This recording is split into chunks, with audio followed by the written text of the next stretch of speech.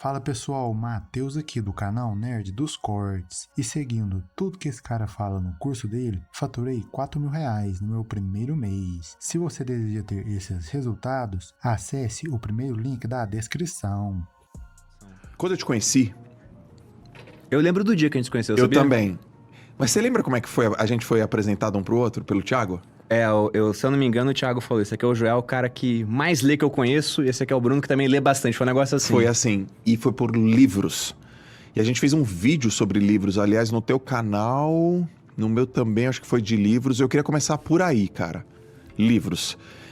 Além de saber o que você tá lendo, eu queria antes, por que você lê tanto? Por que isso faz parte da tua vida? Porque eu tenho uma pra mim, mas eu queria ouvir a tua. Por que ler faz parte do teu hábito? Acabou que isso veio, Joel, do meu pai. Meu pai é a pessoa que mais lê que eu conheço. Ele lê muito. Eu lembro quando eu era pequeno que, tipo, a gente ia no shopping... Teu pai é o que? A Malu é o inteligente, que tem o argumento, que é não foi isso que ela falou? Meu pai é muito inteligente, ele lê sobre vários assuntos. Isso, foi isso que ela falou. O hobby dele, por exemplo, é resolver provas de concursos do IME e do ITA. Sabe, num domingo, nada pra fazer, ele senta numa mesa... Sério? E começa a resolver problema. Ele já deu aula de matemática, de física, mas ele lê sobre muitos assuntos. Você chega na casa dele, ele tá lendo Cosmos, ou Armas, Germes e Aço, ou tá lendo algum livro de matemática indiano. É bizarro. Meu pai, ele é bizarro. Ele é um cara muito, muito inteligente. O que eu acho que eu ganho do meu pai? Acho que eu sou mais esperto. Porque eu consegui usar essa inteligência, né, de uma maneira a conseguir gerar mais receita. Tá. O meu pai, ele não fez isso, ele não focou nisso. Ele gosta do conhecimento pelo conhecimento. Certo. E desde pequeno, eu sempre vi meu pai com um livro na mão. Quando a gente ia no shopping, né, a minha mãe, por exemplo, estava passeando com a gente, vou comprar uma roupa ali. Ia ficar meia hora na loja, meu pai, então vou na livraria. Ia numa livraria, a gente depois passava lá para pegar ele tava folheando um livro para ver se ia comprar ou não, ou só lendo, então ele sempre gostou muito disso. Legal. Quando os meus pais se separaram, eu tinha uns 10 anos, eu fui pro Rio, meu pai continuou em Taubaté, ele mora lá até hoje.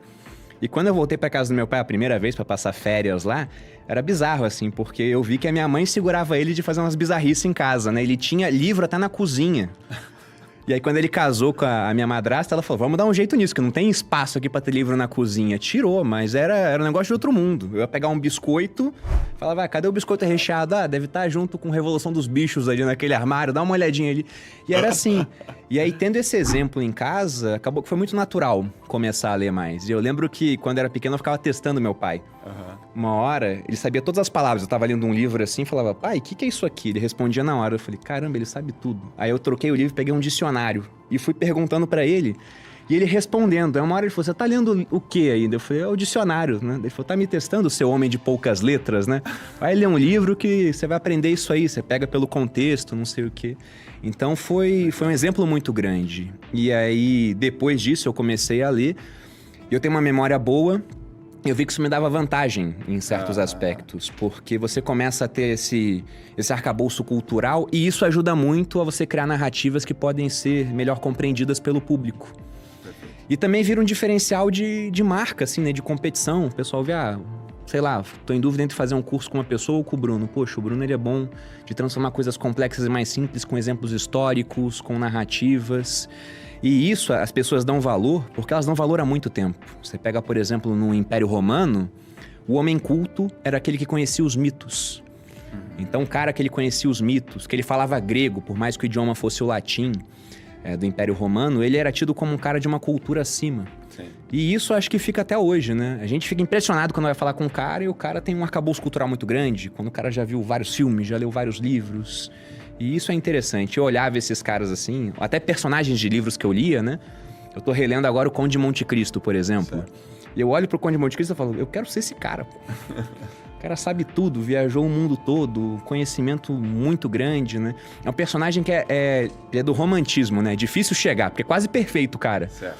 Mas tem uns caras que você conhece de vez em quando e fala, meu Deus, esse cara podia ser um personagem de livro, de tanto que ele sabe em termos de conhecimento. Então acabou virando um objetivo de vida. Desde isso. menino, você lê? Sim, desde menino. Só que mudou muito o teor das coisas que eu lia, né? Mas desde menino. Comigo foi diferente. Eu não lia, não gostava de ler. E meu pai era um grande leitor também. Eu não entendia, Bruno, aquela história de domingo o cara abrir um jornal gigantesco com aquelas folhas desse tamanho e ficar lendo. Eu falava, mas o que ele tá lendo? Aí eu olhava e falava, isso aqui não é interessante. Aí eu lembro que ele tinha uma coleção dos gregos. E aí tinha lá Aristóteles, aí tinha Platão, aí tinha Arquimedes. Aí depois tinha uma outra, Martin Luther King, Malcolm X, Madre Teresa de Calcutá. Ele fala, isso é muito chato, cara. E você tem que ler, você tem que ler, você tem que ler, você tem que ler, você tem que ler. E eu não lia, eu não gostava de ler. Mas teve um momento da minha vida que eu fui pra uma competição, um Campeonato Brasileiro, e umas 5 semanas antes do Campeonato Brasileiro, eu comecei a ler um livro que um amigo meu me deu, chamado Concentração, um livro de um indiano. E eu li, e aí tinha lá alguns exercícios pra fazer, e eu fiz os exercícios, e eu ia pro Campeonato Brasileiro, cara, eu tava ali entre os 3, e no Campeonato Brasileiro eu bati o recorde brasileiro. E eu falei, cara, Será que foi isso? o que eu fiz a mais? Porque fisicamente eu não fiz a mais. E eu falei, putz, eu aprendi a me concentrar, tive controle emocional e eu nadei muito bem. Ali, naquele instante, eu falei, quanto mais eu ler, mais eu vou aprender. Quanto mais eu aprender, decisões melhores eu tenho. E ali eu comecei a ler muito, cara, muito, muito, muito. O começo da minha leitura foi desenvolvimento humano. Por que eu li desenvolvimento humano? Porque eu precisava pra mim, pra me desenvolver, pra conseguir competir. Mas depois eu fui ler tudo, né? Mas quando eu descobri, por exemplo, filosofia, aí as coisas fizeram mais sentido. E meu pai sempre me disse, se você aprender filosofia, você vai ter mais domínio no mundo. E eu não entendi, eu não sabia nem o que era filosofia. Mas eu lembro que essa questão fez todo sentido. E a gente se conheceu por essa questão de leitura, né, meu? O que você tá lendo agora? O Conde de Monte Cristo. Isso, tô no Você final. tá lendo muito filosofia agora, né? Eu gosto bastante de filosofia, eu sempre gostei, né? E eu tenho esse negócio de, quando eu gosto de um autor, por exemplo, eu quero ler tudo que o cara escreveu. Tipo o Taleb. Isso, tipo Taleb, Sêneca, eu faço esse tipo de coisa. E eu tenho ciclos também, porque de vez em quando eu pego um assunto e aí leio bastante daquele assunto, aí eu dou uma enjoada, eu volto em outro assunto depois, então agora eu tô numa fase meio estoica, vamos Você dizer tá assim. estoica. Eu gosto de estoicismo, né? E eu descobri o estoicismo pelo Taleb, porque ele fala um pouco dos estoicos na obra dele. Sim. Uma das coisas que eu gosto da obra dele é que ele fala de muita coisa, ele traz vários conceitos, às vezes muito antigos, inclusive. E a gente vê, né, até pra criação de conteúdo, que aquele cara que você acha que é super criativo, às vezes ele só tem mais referências do que você.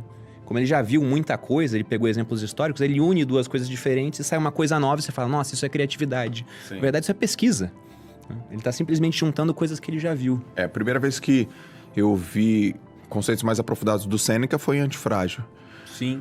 E não é um livro de leitura rápida. Por quê? Porque ele, além de ser profundo, ele é muito reflexivo, né? Então você para, você tem que degustar o que o cara tá falando, e você fica... A história da Hidra, a história da Espada de Damocles, Sim. que, putz, incrível. Por exemplo, a primeira vez que eu ouvi Espada de Damocles foi com meu pai. E aí as coisas começaram a fazer sentido pra caramba, né? Muito, muito...